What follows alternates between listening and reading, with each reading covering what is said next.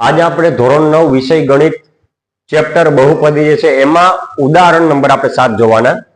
છે કે જેની રકમ છે જો x - 1 એ આપેલ બહુપદી કઈ છે 4x ઘન વત્તા 3x વર્ગ ઓછા 4x વત્તા k નો અવયવ હોય એટલે કે આ જે છે ને x - 1 એ આપેલ બહુપદીનો અવયવ હોય એટલે કઈ દીધું કે આપેલ બહુપદીનો અવયવ છે જો એ અવયવ હોય તો k ની કિંમત શોધો અગાઉના ઉદાહરણમાં જે આપણે કીધું હતું એ જ રીતે અવયવ કોણ છે અહીંયા x - 1 બરાબર 0 ઓમાં અવયવ ચકાસવાનું કીધું હતું તો એ આપણે અવયવ બરાબર 0 લીધો હતો x + 2 બરાબર 0 લીધું હતું યાદ કરો હવે આમાં પણ અવયવ જે છે એ ઓલરેડી અવયવ છે એમ કઈ જ દીધું તો પણ એના બરાબર શું લઈ લેવાનું 0 એટલે x - 1 બરાબર 0 હવે x ને કરતા બનાવો તો -1 જમણી બાજુ જાય તો શું થાય +1 આનો મતલબ શું તો કે જ્યાં જ્યાં તમને બહુપદીમાં x દેખાય ત્યાં ત્યાં શું મૂકવાનું 1 તો જો પેલા બહુપદીનું નામ લખીએ p of x બરાબર 4x નો ઘન વત્તા 3x વર્ગ ઓછા 4x વત્તા k હવે બધે x ની જગ્યાએ 1 મૂકો x ની જગ્યાએ 4 x ની જગ્યાએ 1 એનો ઘન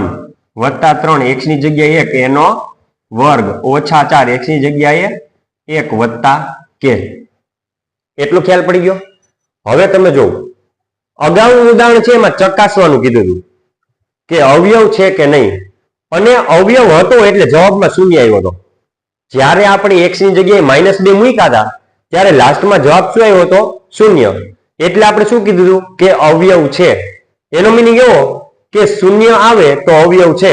અને જો અવયવ હોય તો શૂન્ય આવે એ બે રીતે આપણે બોલી શકાય હવે અહીંયા કીધું છે કે અવયવ છે જ આ x - 1 છે ને અવયવ છે જ તો એનો જવાબ શું આવતો હોય છે શૂન્ય જ આવતો હોય છે એટલે કે p of 1 છે ને એના બરાબર શૂન્ય લખવો પડે જો શા માટે શૂન્ય આવ્યું મેં તમને સમજાવ્યું અવયવ છે કે નહીં તે ચકાસવાની વાત કરી હતી ત્યારે જવાબમાં શૂન્ય આવતો હતો તો આપણે અવયવ છે એવું કહેતા હતા કે ભાઈ જવાબ શૂન્ય આવ્યો તો અવયવ છે હવે અહીંયા કહી જ દીધું કે x - 1 અવયવ હોય એટલે અવયવ છે તો જવાબ શું આવતો હોય છે એનો શૂન્ય એટલે આપણે p of 1 ની જગ્યાએ શું મૂકી દીધું શૂન્ય બરાબર 4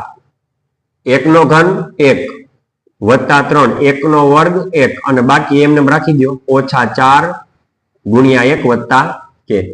તેથી શૂન્ય બરાબર ગુણાકાર કરો જો બધું સ્ટેપ જે છે એમાં નિશાની જોવી જોઈએ 4 * 1 = 4 જ્યાં બે ના ગુણાકાર કર્યા 4 ની નિશાની વત્તા 1 નિશાની વત્તા તો વત્તે વત્તા